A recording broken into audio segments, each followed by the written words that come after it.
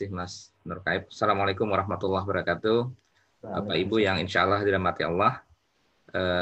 Alhamdulillah kita pada sore hari ini bisa bertemu dan kita langsung saja karena juga waktunya terbatas. Pada sesi kali ini mungkin agak berbeda dengan sesi yang lain, di mana memang terus terang background saya pada dasarnya seorang praktisi, seorang bankers yang saat ini menekuni wakaf. Kemudian ini juga tadi saya katakan berbeda dengan narasumber yang biasanya karena umumnya beliau-beliau itu adalah sudah mumpuni ilmunya dalam konteks fikih wakaf. Nah, makanya saya terus terang akan menyampaikan hal-hal yang menyangkut prakteknya. Biasanya ikrar wakaf itu variasinya ada di sini. Pertama adalah penerima manfaat atau mauquf alaih. Maka kita mengenal yang namanya wakaf ahli atau zuri, wakaf khairi, dan wakaf mustarak. Wakaf ahli atau zuri itu peruntukannya biasanya sifatnya spesifik. Saya wakafkan tanah ini atau saya wakafkan sekolah ini untuk misalkan Muhammadiyah atau hanya warga Muhammadiyah. Boleh nggak? Boleh. Karena pada dasarnya penerima manfaat dari sebuah aset wakaf boleh secara spesifik. Kemudian wakaf khairi kebalikan dari wakaf zuri, yaitu penerima manfaatnya adalah secara umum, masyarakat umum atas nama kemaslahatan. Kemudian yang ketiga adalah wakaf mustarak atau sebahagian. Jadi atau campuran. Inilah yang kemudian menjadi dasar bagaimana sebuah korporasi wakaf bisa dibangun. Jadi misalkan saya memiliki sebuah perusahaan yang semula 100% dimiliki oleh saya. Nah, di tengah perjalanan saya ingin mewakafkan sebagian. 30% itu saya wakafkan dan 70% masih menjadi milik saya. Sehingga suatu saat nanti apabila wafat, maka bagian saya langsung jatuh ke tangan waris yang 70%-nya. Ke ahli waris. Sementara yang 30% sudah menjadi miliknya Allah Subhanahu wa taala dan dikelola oleh nazir. Ini menjadi dasar tentang berdirinya sebuah korporasi wakaf. Jadi wakaf mustarak. Kemudian yang berikutnya dari sisi waktu. Ada wakaf mu'abad dan wakaf mu'aqad. Wakaf mu'abad abadi, yaitu durasinya seterusnya. Dan kemudian wakaf mu'aqad ini ada jangka waktunya, sifatnya temporer. Memang dalam konteks waktu ini ada perbedaan di antara mazhab. Contohnya Imam Syafi'i tidak membolehkan atau tidak mengenal adanya wakaf mu'aqad. Sementara Imam Maliki atau Hanafi sebagian itu membolehkan adanya wakaf mu'aqad. Khususnya Imam Hanafi pada masa beliau lah atau ajaran beliau lah mulai berkembang yang namanya kes wakaf berjangka. Nah, adapun jangkanya ini juga sama, tidak diatur. Karena tidak diatur, maka diatur oleh masing-masing regulator. Contohnya di Indonesia, saat ini Badan Wakaf Indonesia itu mensyaratkan minimal 5 tahun. Tetapi kita akan fleksibel, karena sekali lagi, yang dilihat itu adalah manfaatnya atau maslahatnya. Kenapa harus 5 tahun? Agar apabila itu cash wakaf, jadi kalau di Indonesia, yang wakaf mu'aqad itu hanya berlaku untuk wakaf uang, cash wakaf. Apabila kurang dari 5 tahun, maka benefit yang dihasilkannya belum cukup banyak. Nah, tetapi kebalikan, ini kita tengah menggodok aturan baru di mana wakaf mu'aqad itu boleh 1 tahun, tetapi hanya untuk instrumen tertentu yang sekarang sedang kita akan godok, yaitu sukuk retail. Kenapa boleh 1 tahun? Dengan asumsi jumlahnya masif. Sehingga meskipun hanya 1 tahun, tapi kalau jumlahnya masif, maka maslahatnya juga besar. Nah, ini terkait dengan waktu. Kemudian penggunaannya itu dibagi 2. Pertama adalah wakaf yang sifatnya ubasyir atau zati, di mana pada saat kita memberikan aset wakaf, sudah bisa langsung digunakan. Ini umumnya adalah aset-aset wakaf sosial. Contohnya masjid, makam, musola, gitu ya, atau sumur, gitu. Jadi kita serahkan sudah bisa langsung digunakan. Ada yang sifatnya istismari. Intinya harus diolah terlebih dahulu, ya, baru bisa menghasilkan. Contoh dari istismari adalah wakaf uang. Jadi uang pada saat diwakafkan tidak bisa langsung diserahkan kepada mauquf alaih. Nazir harus mengelolanya terlebih dahulu supaya mendapatkan benefitnya. Kebun juga demikian. Kebun selama belum ada buahnya, maka menjadi kewajiban nazir untuk mengelolanya terlebih dahulu, baru setelah ada buahnya, ini bisa dijual untuk diberikan kepada mauquf alaih. Itu dari sisi penggunaannya. Adapun dari jenis benda, aset tetap, aset bergerak, selain uang dan uang itu sendiri. Baik, kita sekarang lanjut. Nah, kurang lebih seperti inilah metode ataupun alur wakaf. Pertama, dari wakif, pada saat dia menyerahkan, meskipun sama-sama uang, kita bisa membedakannya mana wakaf melalui uang, mana wakaf uang. Kalau wakaf melalui uang, pada dasarnya yang diwakafkan itu adalah benda wakaf, bukan uangnya. Saya ambil contoh, ada sebuah masjid ingin membangun, dia kemudian bikin paket kaflingan per meter persegi, misalkan 10 juta rupiah. Maka pada saat orang menyerahkan 10 juta rupiah, itu bukanlah wakaf uang, tetapi wakaf masjid yang diberikan dalam bentuk uang. Nah, adapun itu yang atas ya, yang bicara tentang aset sosial yang di atas. Nah, kemudian ini wakaf melalui uang. Kemudian kalau wakaf uang atau wakaf aset produktif, maka yang diserahkan itu adalah uangnya. Jadi aset wakafnya adalah uangnya. Dan apabila dalam bentuk benda fixed asset atau benda tetap, misalkan tanah atau pabrik gitu ya, karena dia melekat di tanah, dia atau sang wakif bersama nazir itu akan datang ke KUA untuk dibuatkan ikrar wakafnya. Kemudian ikrar wakaf di sini tentunya kalau itu tanah, KUA akan menanyakan surat-surat tanahnya untuk kemudian dijadikan lampiran, dan atas dasar ikrar wakaf itu berikut surat-surat tanahnya. Wakif bersama nazir akan meneruskannya ke BPN, Badan Pertanahan Nasional, untuk kemudian dikeluarkan sertifikat wakafnya. Jadi aset surat tanah yang lama diambil untuk dikeluarkan surat sertifikat wakaf. Pada saat tanah sudah ada surat sertifikat wakaf, maka itu adalah tanah yang paling aman sesungguhnya di permukaan bumi. Ya. Kenapa paling aman? Karena tidak bisa diwariskan, tidak bisa dijual, dan tidak bisa dipindah tangankan atau dihibahkan.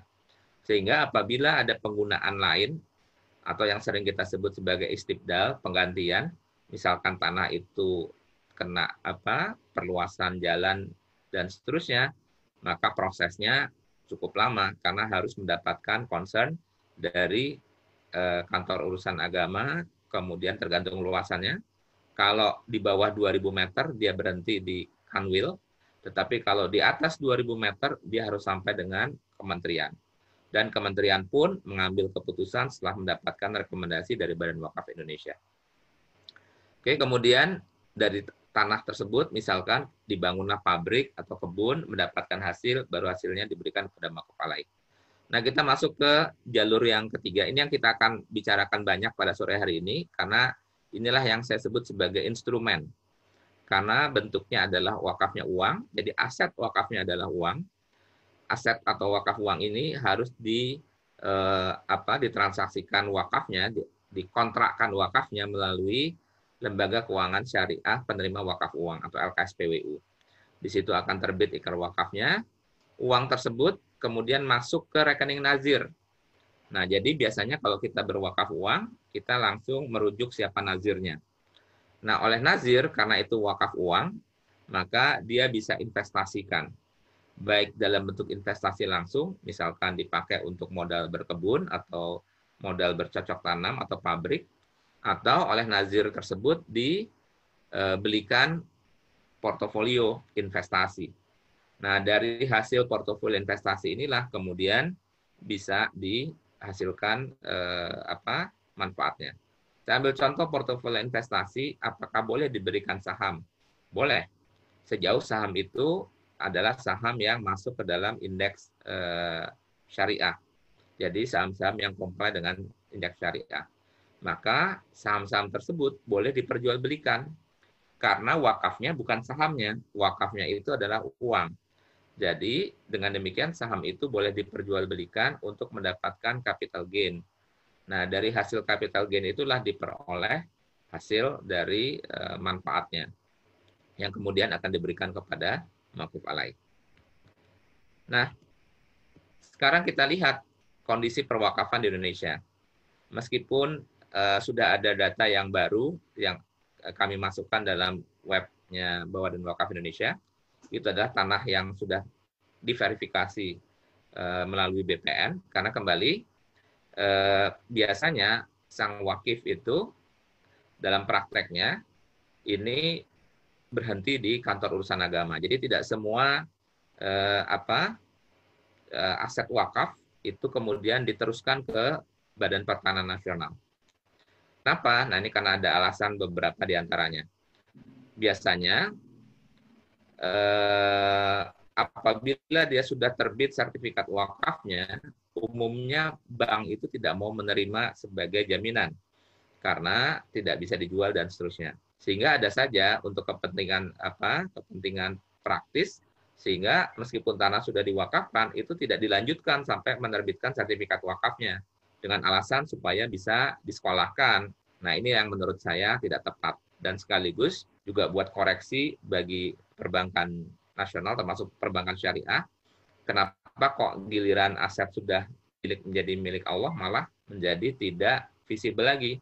Nah, sehingga nanti pada bagian belakang ini saya akan sampaikan beberapa instrumen yang bisa menjembatani bahwa aset wakaf yang tidak bisa dijaminkan tetap menjadi visible di mata bank. Baik, sekarang kita masuk dulu. Nah, inilah yang menjadi latar belakang aset wakaf di Indonesia itu sebagian besar peruntukannya adalah masjid dan musola. Meskipun setelah kita survei ke lapangan, di antara 74% pengelolaan masjid dan musola itu tidak semuanya berdiri. Kenapa? Karena kembali, begitu banyak aset tanahnya, tetapi investasinya rendah sekali, yang menyebabkan tanah menjadi idle. Ini berbanding terbalik pada saat kita lihat di mana wakaf terjadi di Bencoolen di Singapura, di mana tak semulanya adalah wakafnya adalah ikrar wakafnya adalah masjid, tetapi masjidnya dirobohkan, kemudian dibangun apartemen dan office tower, dan masjid dibangun dengan megah lagi di atas bangunan office tower dan apartemen tersebut. Dampaknya masjid yang tadinya mengandalkan kenceleng umat, akhirnya justru masjid yang bisa memakmurkan jemaahnya karena dia mendapatkan income di atas aset produktif tadi. Nah, ini adalah beberapa yang akan kita bahas ringkas, yaitu cash wakaf deposit, deposit link wakaf, sukuk link wakaf, cash wakaf link sukuk, wakaf saham, wakaf manfaat asuransi, dan initial wakif offering. Mudah-mudahan waktunya cukup. Kita akan bahas tidak semua instrumen ini sudah ada di tanah air, beberapa di antaranya justru adanya di negara-negara yang lain. Baik, kita masuk ke wakaf deposito wakaf. Nah, fase 1 ini adalah fase yang terjadi di Indonesia, di mana wakif itu pada saat dia ingin berwakaf uang, dia mendatangi LKSPWU. Saya ambil contoh di sini, anggaplah Bank Syariah Bukopin. Nah, LKSPWU di sini atau Lembaga Keuangan Penerima Wakaf Uang, dia hanya sebagai pencatat. Dia bukanlah pengelola dari aset wakaf itu karena dia bukan nazir.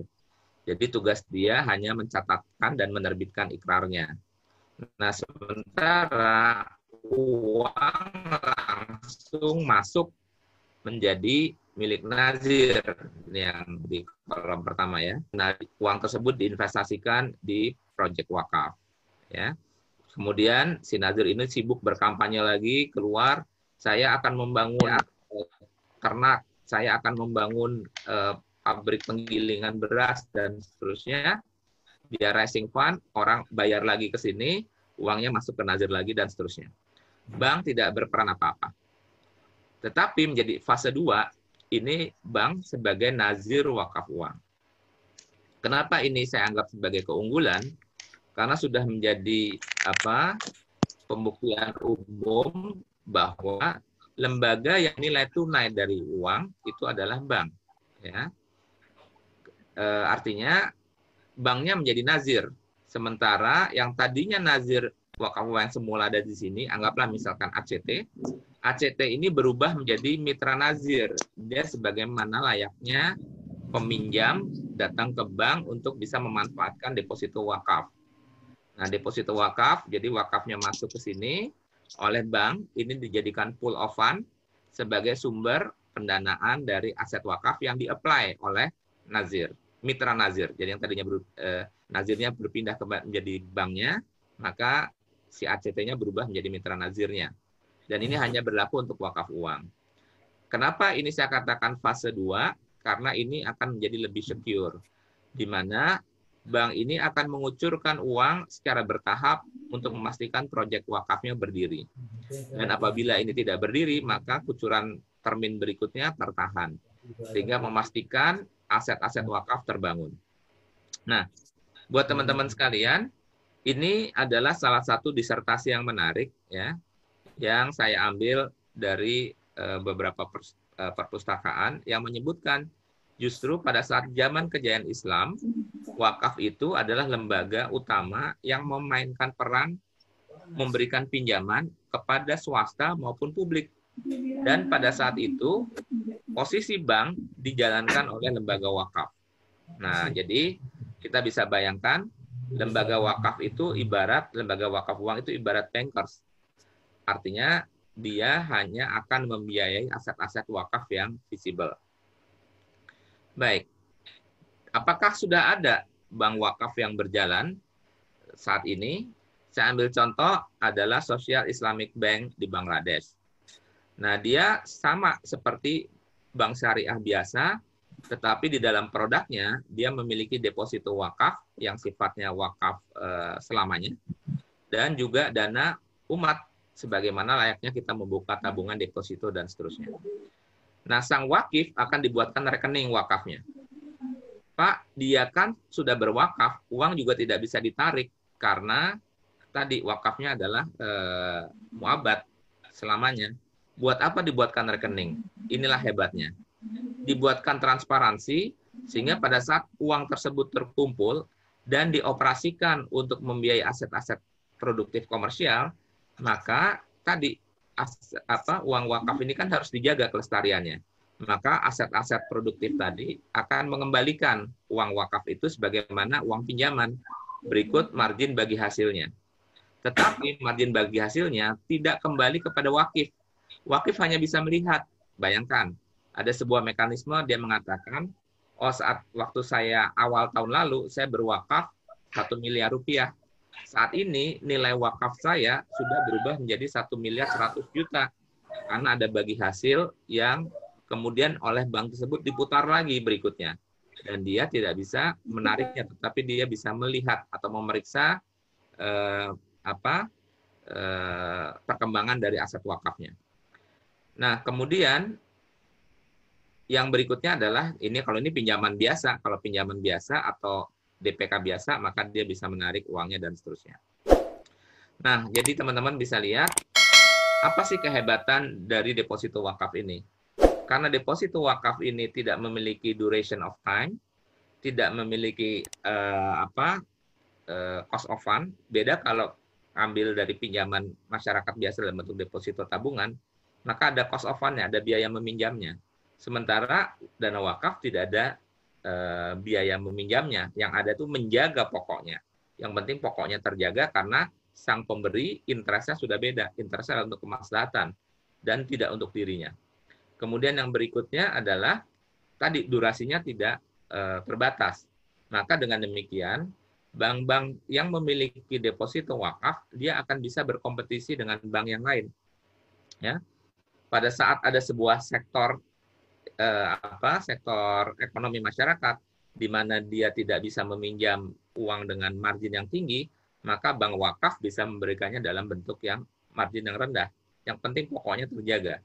Pada saat yang lain tidak bisa memberikan pinjaman jangka panjang, bank wakaf bisa memberikan pinjaman yang jangka panjang karena dia tidak memiliki duration of time.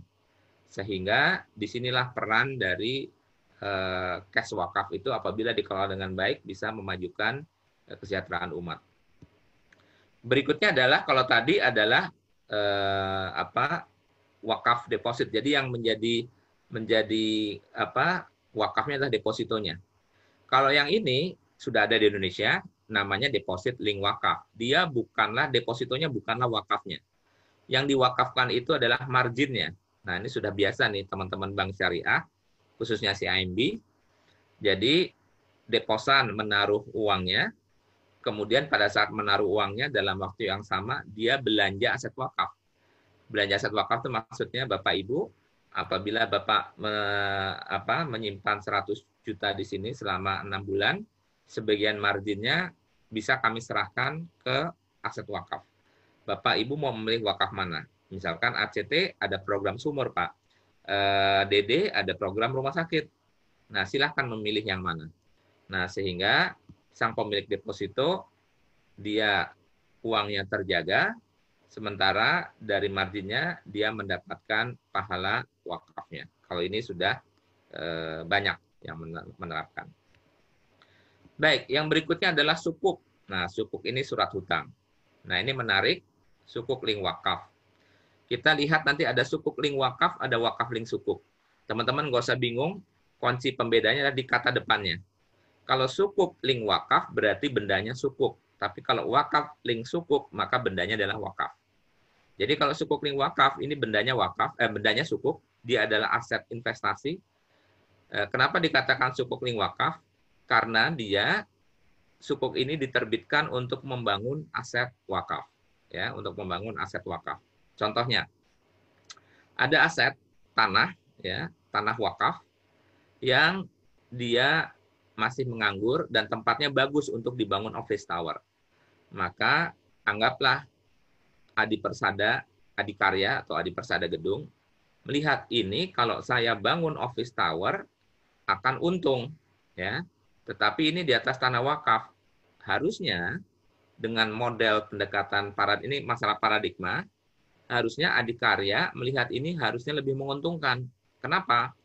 Apabila ada gedung di sebelahnya dibangun, juga tentang office tower, padahal gedung di sebelah tanahnya harus membeli. Sementara Adipersada Gedung, dia tidak harus membeli tanahnya karena tanahnya sudah wakaf. Dan kebetulan ikrarnya adalah untuk khairi, untuk apapun, untuk kemaslahatan umat. Maka dia akan berkomparisi, akan bekerja sama dengan nazir untuk berkontrak menyewa tanah wakaf tersebut dan untuk menerbitkan untuk membiayai pendirian gedungnya itu dia menerbitkan sukuk. Gedung itu bisa ada dikelola oleh Adikarya dengan pola BOT atau pola yang lain. Nah, selama gedung itu berdiri, ada sewanya, maka nazir memberikan uang sewa tersebut sebagian kepada makuf alai dan sebagian untuk direinvestasikan kembali. Nanti saya ambil gambaran real supaya teman-teman bisa membayangkan seperti apa. Oke. Nah, jadi memang biasanya aset wakaf ini sulit memiliki akses terhadap sumber keuangan formal. Kenapa? Tadi karena kalau tanah sudah diwakafkan, maka tidak bisa dijual belikan, tidak bisa diwariskan, dan tidak bisa dihibahkan. Udah gitu dikelola sama nazir yang keseringannya cuman wiridan di masjid, sudah sepuh, tidak ada pekerjaan. Bagaimana dia bisa ngelola aset untuk berpikir dibangun properti dan seterusnya. Jadi sudah tidak bisa dijual, kemudian yang ngelola juga nggak memiliki kapasitas, sehingga biasanya tanah-tanah wakaf ini ditinggali atau dijauhkan oleh pengelola-pengelola yang berorientasi bisnis. Dan ini akhirnya justru menjadi backfire buat aset, sebagian besar aset di kota-kota besar, justru di Jakarta. Dampaknya apa? Dampaknya justru nanti akhirnya berakhir dengan tukar-menukar aset. Jadi ada pengusaha yang licik misalkan, maka dia akan tukar-menukar aset, digantilah dengan aset yang lebih besar, yang berhektar-hektar, tetapi adanya di mana misalkan Sukabumi, Pelabuhan Ratu, dan seterusnya, di mana begitu sampai di sana, sang nazir pun harus berpikir kembali untuk mendapatkan bagaimana cara membangunnya. Sementara aset yang dia tinggalkan, itu pada saat sudah dijadikan aset properti, keuntungannya berlipat ganda. Nah, maka saya akan ambil ilustrasi apa yang terjadi di Saudi, yaitu dengan model penerbitan sukuk Al-Intifa Zamzam Tower. Baik, ini sekarang kita pelan-pelan ini kita lewatkan saja karena pasti teman-teman akan bisa melihat skenario ini. Baik, kita mulai.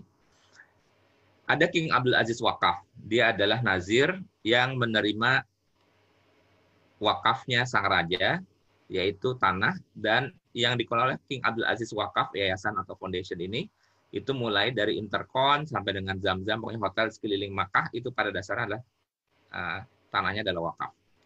Nah, kemudian ini kita ambil khusus untuk Zamzam Tower.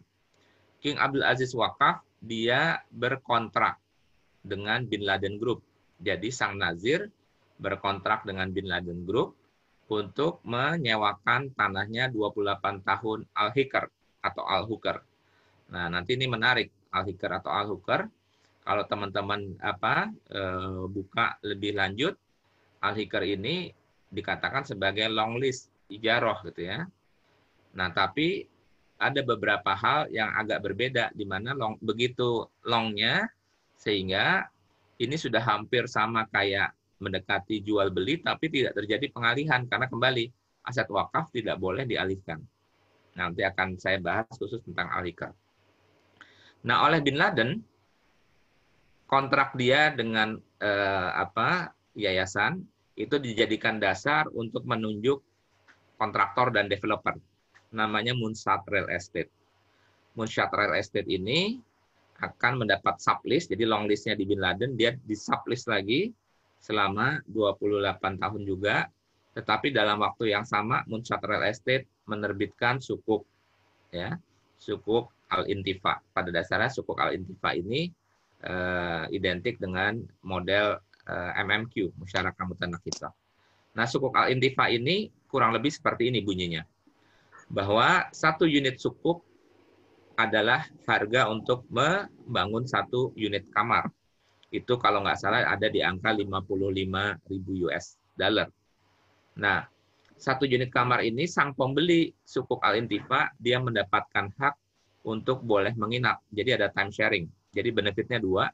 Satu adalah time sharing, yang kedua adalah bagi hasil dari sewa kamarnya.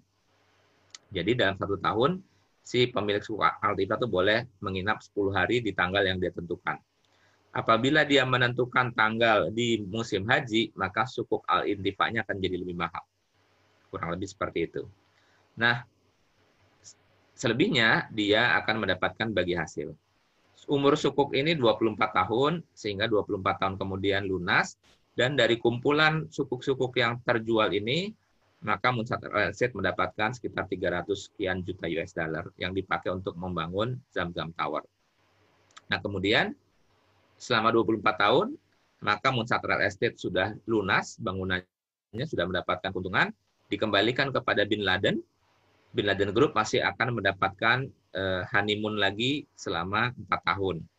Jadi kan tadi 24 sukuknya selesai, kemudian 24 tahun, apabila sudah, maka Zamzam Tower ini akan kembali ke foundation, ke yayasan, sehingga seluruh keuntungan yang diperoleh dari Zamzam Tower itu menjadi milik King Abdul Aziz Wakaf, dan maquf alaih dari King Abdul Aziz Wakaf tidak lain adalah Masjidil Haram. Nah, pertanyaannya adalah apa yang dimaksud dengan Al-Hikr tadi? Nah, bisa jadi dalam perjalanannya ternyata 24 tahun atau 28 tahun ini tidak cukup untuk menutup BEP. Maka akad Al-Hikr ini langsung bisa menjadikan atau menambah waktunya. Nah, ini yang perbedaannya dengan ijaroh yang biasa. Kalau ijaroh itu salah satunya mensyaratkan durasi waktu yang saklek gitu ya, yang definite, maka Al-Hikr ini ijarohnya bisa menjadi undefinite.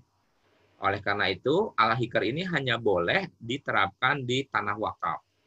Dan Al-Hikr ini sudah menjadi pertimbangan DSN MUI dan sudah siap untuk dikeluarkan dan bisa digunakan. Jadi hanya boleh digunakan di atas tanah wakaf. Kenapa? Karena tanah wakaf sepanjang usia, sepanjang zaman akan tetap menjadi tanah wakaf. Dia tidak mungkin dijual dan tidak mungkin ada peralihan lain. Jadi konteksnya seperti ini. Kalau ternyata Bin Laden selama 28 tahun itu belum balik modal, maka otomatis langsung diperpanjang. Sampai kapan? Sampai balik modal, gitu ya. Jadi sudah ada guaranteed, financial guaranteed buat siapapun yang ingin mendirikan investasi di atas tanah wakaf. Artinya tanah wakaf itu bisa digunakan sampai dengan balik modal. Tetapi sebaliknya, apa keuntungan bagi si nazir? Si nazir juga dilindungi karena misal ternyata Bin Laden 15 tahun sudah balik modal, maka 15 tahun gugurlah al-hikernya dan kembali kepada King Abdul Aziz Wakaf. Artinya tidak ada yang dirugikan. Pada saat aset investasi itu sudah kembali modal, maka otomatis langsung menjadi seluruhnya menjadi miliknya atau di bawah nazir dan menjadi kepentingan dari makuf alaih. Nah, ini sekaligus menjadi garansi para pihak tidak perlu terjadi pengalihan aset, tetapi kedua belah pihak terlindungi. Jadi intinya al-hikr itu yang diperjanjikan itu nantinya adalah term and condition. Berapa target keuntungan yang disepakati kedua belah pihak, kemudian berapa apabila target keuntungan BEP sudah terpenuhi, target keuntungan sudah terpenuhi, maka gugurlah ijarohnya, ya, kembali ke yayasan. Nah, ini kasus yang berikutnya yang saya katakan tadi, ini di Bencoolen kurang lebih sama, ya. Tadinya tanah masjid, malah ini semula adalah masjid, masjidnya dirobohkan karena lokasinya sangat bagus, gitu ya. Masjidnya dirobohkan, dibangun lagi. Itu kalau teman-teman lihat gambarnya, itu yang kuning itu adalah apartemen, kemudian office tower, masjidnya dibangun lagi di lantai 3. Yang penting, pada saat masjid terbangun lagi harus lebih megah, kapasitasnya lebih besar, kembali lagi manfaatnya gitu ya, tidak kemudian berubah menjadi al-basmaniyah. Al-basmaniyah itu artinya ditaruh di basement, kumuh, dan seterusnya. Tidak. Justru menjadi icon di atasnya. Dengan demikian, masjid mendapatkan income dari sewa apartemen yang ada di sekitarnya. Nah, yang berikutnya, ini contoh yang akan sudah menjadi blueprint dari OJK yang lagi menunggu bank-bank syariah supaya ada yang mau. Tapi kembali lagi, literasi wakaf buat umat kita masih sangat baru. Sehingga saya kampanye seperti ini pun bank syariah masih ragu, gitu ya. Jadi seperti tadi, ya, bank syariah yang di tengah nih, bank syariah, dia menerbitkan sukuk yang akan dibeli oleh investor. Ya. Nah, sukuk ini diterbitkan atas dasar apa? Antara bank dengan nazir akan ada perjanjian al-hukr seperti tadi. Bahwa bank akan mendirikan office tower di atas tanah wakaf, di mana perjanjiannya adalah al-hukr, yaitu, oke, menurut visibility study, saya 20 tahun break even. Tapi kalau 20 tahun ternyata belum break even, maka hak pengelolaan atau gedungnya masih menjadi miliknya bank. Sekali lagi, kenapa hanya bank syariah? Karena satu-satunya bank yang boleh memiliki aset persediaan ataupun fixed aset ataupun real asset di dalam neracanya adalah bank syariah. Jadi gedung ini akan menjadi miliknya bank syariah sampai dengan dia mendapatkan garansi lunas dan mendapatkan keuntungan yang cukup, baru gedung itu akan beralih kepada nazir. Baik, kita waktu berjalan terus ya. Kurang lebih seperti itu, nanti kita lewatkan saja. Nah, yang berikutnya, yang menarik adalah sukuk yang berikutnya, dia tidak ada kaitannya dengan properti. Tetapi dia adalah pool of fund dari cash wakaf. Ini yang akan diterbitkan semula dari sebuah lembaga keuangan syariah, tetapi saat ini terhalang menunggu COVID lah, karena pasarnya lagi down, tapi sudah siap pada dasarnya dan akadnya semua juga sudah siap. Seperti apa? Saya ambil contoh. Lembaga keuangan syariah tersebut akan menerbitkan yang namanya sebuah investasi. Investasinya itu akan diinvest ke aset-aset wakaf. Ini saya ambil contoh nih. Aset-aset wakafnya itu poin 3. Jadi ada nazir A, nazir B, nazir C. Ya, saya langsung ambil gambaran aja. Misalkan Nazir A, dia mengelola aset wakaf komersial bus. Ini contohnya Al-Azhar. Al-Azhar memiliki bus antar jemput yang menghasilkan benefit, kemudian dia layak dibiayai. Tapi kenapa Al-Azhar tidak bisa ke bank? Karena aset wakafnya adalah mobil. Mobilnya tidak bisa dijaminkan karena aset wakafnya adalah kendaraan tadi. Oke, itu satu. Kemudian dompet duafa dengan rumah sakitnya. Dia umumnya adalah visible. Dia akan dibayar oleh BPJS dan seterusnya. Tapi pada saat dia ingin membangun ruang operasi, dia datang ke bank, maka bank akan minta kolateralnya. Mana jaminannya? Nggak bisa, karena wakafnya adalah rumah sakit ini, nggak boleh dijaminkan. Oke, dia nggak bisa juga. Kemudian Nazir C, itu contohnya ACT. Aksi cepat tanggap punya huler wakaf, punya kandang ternak wakaf. Pada saat dia minta ke bank, juga nggak bisa. Karena tidak bisa dijaminkan. Kandangnya wakaf, aset hulernya wakaf, terus bagaimana dong? Nah, maka ada fronting company yang akan menerbitkan sukuk. Jadi yang menerbitkan sukuk itu adalah lembaga keuangan. Sukuk itu dibeli oleh investor. Dari hasil pool of fund itu oleh company ini dipinjamkan ke nazir-nazir tadi tanpa jaminan pastinya. Tetapi dia tahu bahwa aset-aset wakaf yang dimaksud itu visible. Kenapa visible? Karena aset wakaf produktif, kalau dia sudah produktif, pada dasarnya backupnya dua. Pertama adalah dari operasional aset wakaf itu sendiri. Yang kedua dari mobilisasi dana masyarakat. Jadi dalam waktu yang bersamaan pun, dompet duafa misalkan aktif melakukan kampanye pendanaan aset wakaf. Padahal rumah sakitnya sendiri juga dalam waktu yang sama sudah bisa menghasilkan. Jadi sesungguhnya aset-aset wakaf itu lebih aman dibanding aset-aset komersial kalau kita tahu mengelolanya. Ini saya lewatkan saja, nanti saya bagikan apa itu wakalah bil istismar. Jadi wakalah bil istismar itu adalah kontrak mewakili investasi. Jadi sang wakif memberikan kepada lembaga keuangan itu akadnya, tolong ya uang saya diinvestasikan untuk pengelolaan aset-aset wakaf. Kurang lebih seperti itu. Nah ini contoh aset-aset wakaf yang produktif. Contohnya adalah rumah sakitnya dompet duafa. Ada warung retail wakafnya ACT. Pengadaan kambing itu banyak, ada rumah zakat, ada ACT saya yakin gitu ya.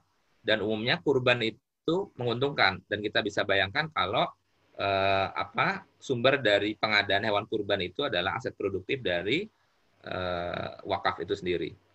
Penggilingan beras, kemudian sekolah, kemudian restoran, ya untuk kayak Sinergi Foundation itu contohnya adalah restoran dan seterusnya.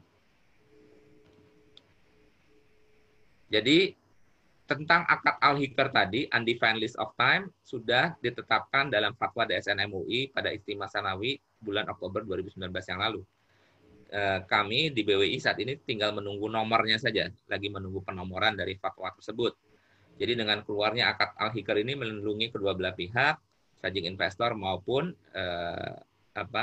beneficiaries atau mauquf alaih. Kenapa? Siapapun nanti yang akan berkontrak di atas tanah wakaf akan dijamin kembalinya investasinya.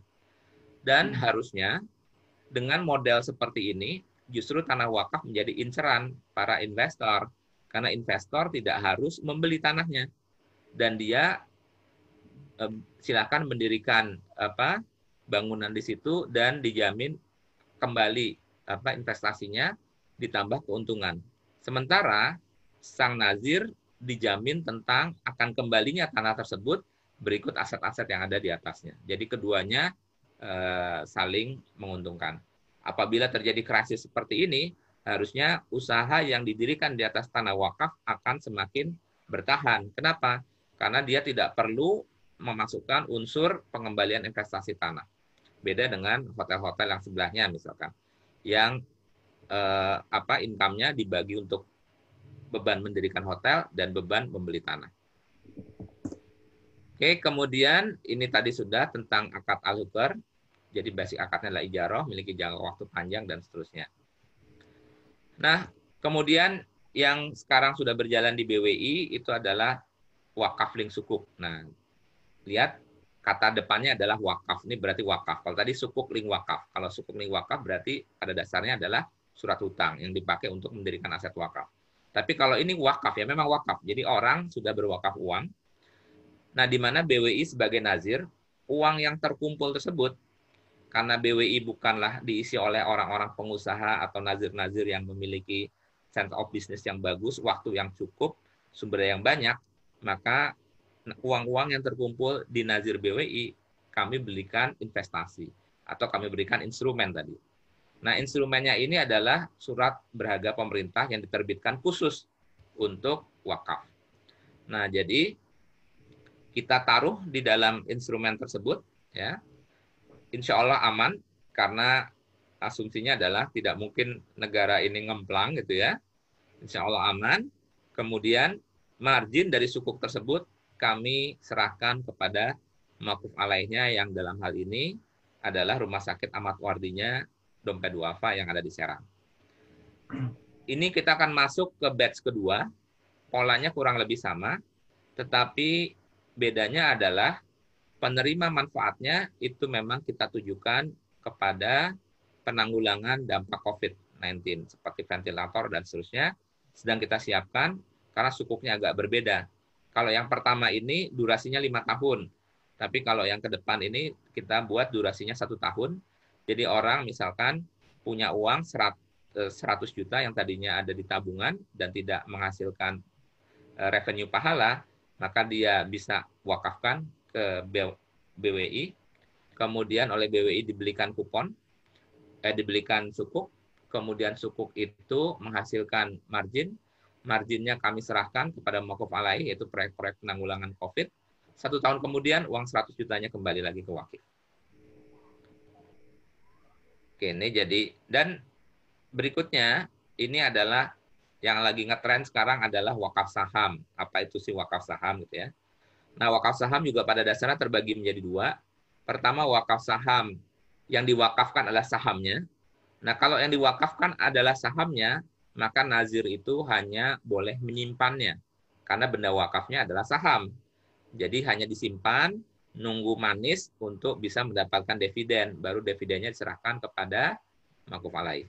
Nah, tetapi yang berikutnya yang populer sekarang, meskipun namanya wakaf saham, tapi pada dasarnya identik itu sebenarnya adalah cash wakaf. Di mana cash wakaf oleh si wakifnya itu diberikan dalam bentuk kumpulan saham. Jadi ini biasanya populer di para investor saham. Ini sekarang lagi dipopulerkan berwakaf saham. Jadi portofolio yang dimiliki oleh investor, misalkan dia punya 100.000 lot atau 1 juta lot. Oke deh, saya mau berwakaf 10 lotnya. Nah, pada saat dia berwakaf 10 lotnya, yang diikrarkan itu pada dasarnya adalah uang. Ya. Kenapa? Agar saham tersebut bisa ditransaksikan, diperjualbelikan di bursa. Apabila dia mendapatkan capital gain, maka capital gain itu dia realisasikan untuk diberikan kepada maquf alaih. Nah, nanti pasti pertanyaannya teman-teman, nah kalau rugi bagaimana? Kembali nanti kita akan bahas kenapa, bagaimana kalau rugi. Dan terakhir, ini instrumen yang berikutnya adalah wakaf manfaat investasi dari asuransi. Jadi mungkin ini juga lagi populer karena pada saat kita ingin membangun, saya mau berwakaf sekolah, satu ruang kelas misalkan saat ini nilainya 500 juta. Saya sudah niat nih, kalau ini saya akan berwakaf satu ruang kelas di pesantren itu besarnya 500 juta. Tapi uang saya saat ini tidak ada 500 juta. Nah, maka biasanya yang sudah-sudah ini kita akan membeli premi asuransi. Ya, misalkan asuransi jiwa. Di mana menariknya di sini. Memang wakaf itu harus semasa orang itu masih hidup baru dinamakan wakaf. Maka pada saat itu dia beberapa perusahaan asuransi sudah mengeluarkan yang namanya manfaat investasi dan manfaat asuransi wakaf. Jadi produknya dari awal memang didesain untuk wakaf. Nah, di dalam pembukaan akad kontrak preminya itu sudah dituliskan waatnya. Waatnya itu artinya janji berwakaf. Jadi pada saat saya nanti Karena pada saat kita membeli premi, itu belum terjadi wakafnya. Karena wakaf itu harus tunai dan tidak boleh kredit. Saya wakafkan rumah ini karena masih kredit, itu nggak boleh, harus lunas dulu. Nah sama, maka apabila saya wafat, baru uang 500 jutanya itu ada, baru terjadi wakafnya. Maka yang ditangani di awal itulah wa'ad, belum merupakan wakaf. Nah, jadi memang di sini ada prokonnya. Prokonnya adalah pada saat yang bersangkutan itu wafat, apabila dia masih punya utang piutang, harusnya didahulukan ke hutang piutang dulu. Kemudian yang berikutnya memang ada bagian dari waris. Makanya biasanya wa'ad itu manfaat investasi atau manfaat asuransi tidak boleh sepenuhnya. Jadi kalau dia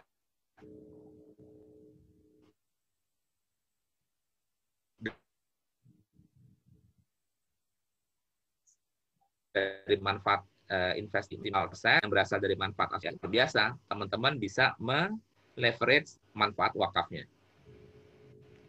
Oke. Nah, ini yang menarik terakhir ada di Malaysia. Ini gerakan sosial yang luar biasa. Kenapa? Karena di Malaysia itu yang tertinggal di tangan sultan itu adalah urusan agama. Seluruh urusan negara berpindah ke pemerintah, tetapi urusan agama ada di kesultanan masing-masing.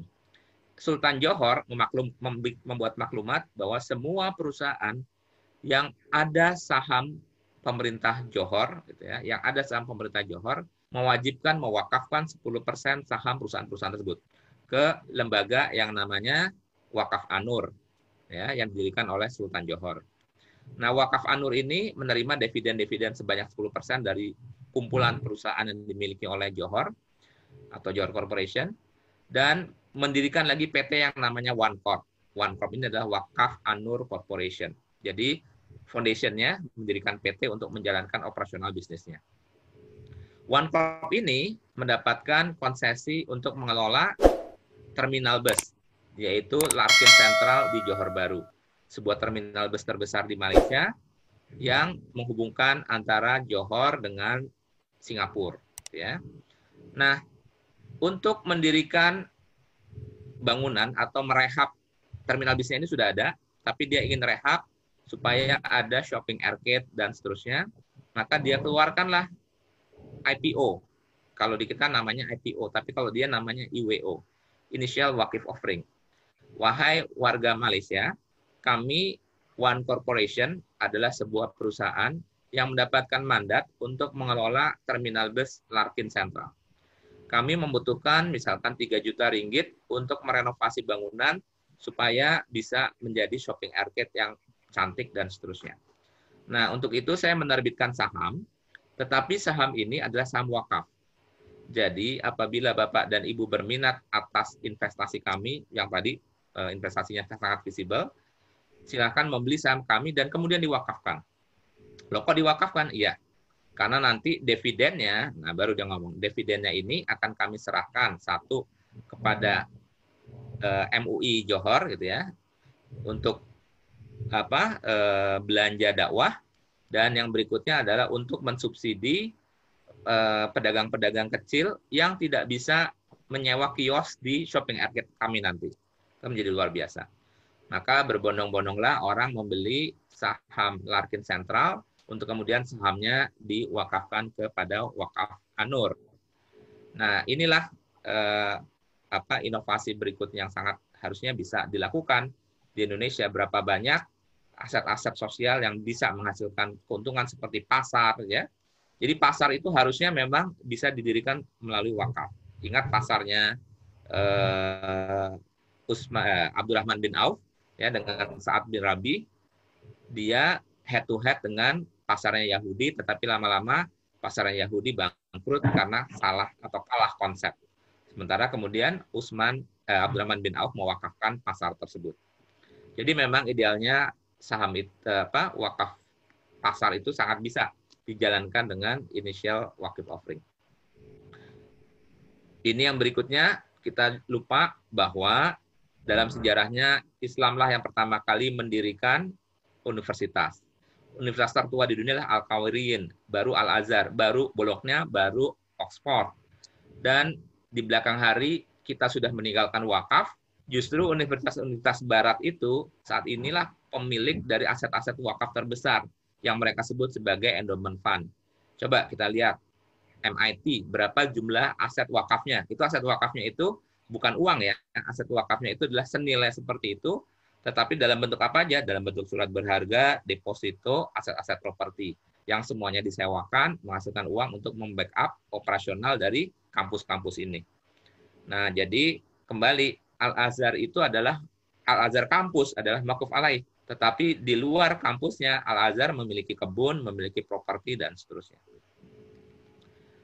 Dan penutup, slide terakhir, Bapak dan Ibu sekalian, ini waktunya kita dengan adanya pandemi COVID ini, waktunya kita untuk mulai merenung kembali. Kita bayangkan, kalau masyarakat ini di-backup oleh aset wakaf yang luar biasa, maka kejadian-kejadian rumah sakit harus bayar dan seterusnya, ini sudah selesai. Ya, zaman di Baghdad, kejayaan Islam, itu satu rumah sakit itu di-backup dengan lahan pertanian minimal seluas satu desa. Sehingga rumah sakit tidak ada yang membayar. Itu terjadi pada zaman kekhalifahan Baghdad. Kemudian pada saat kekhalifahan Utsmani, 70% lahan pertanian wakaf. Makanya dia bisa mengirimkan pasukan ke Indonesia pada saat perang Diponegoro, pada saat perang Aceh, dan seterusnya. Indonesia, jangan ditanya soal wakaf. Pada dasarnya Indonesia adalah orang dermawan. Ini berdasarkan survei, ini kolom yang atas ya. Indonesia adalah orang yang paling dermawan di dunia. Tahun 2036, angka produktif, usia produktif tertinggi di dunia, itu nomor 1 adalah India, kemudian nomor 2 itu adalah Indonesia, kemudian Brazil, baru China. Artinya tahun 2036, Indonesia adalah sebuah bangsa dengan jumlah angkatan kerja tertinggi di dunia. Artinya dia dermawan, dia bekerja, punya uang. Dan yang menarik itu adalah hasil surveinya Farkey. Dia membuat survei terhadap 20.000 anak milenial yang lahir tahun 2000. Pertanyaannya cuma satu, seberapa yakin agama membawa kepada kesejahteraan? Dan buat Bapak Ibu ketahui, jawaban tertinggi bahwa agama membawa kesejahteraan itu tertinggi ada di Indonesia.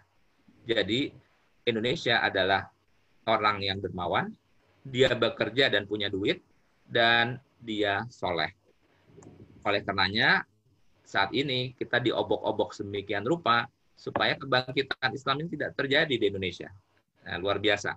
Dan kita memiliki sumber daya yang mungkin bisa kita kembangkan untuk wakaf. Demikian, mudah-mudahan dalam waktu yang singkat bisa memberikan masukan dan pengetahuan. Terima kasih. Assalamualaikum warahmatullahi wabarakatuh.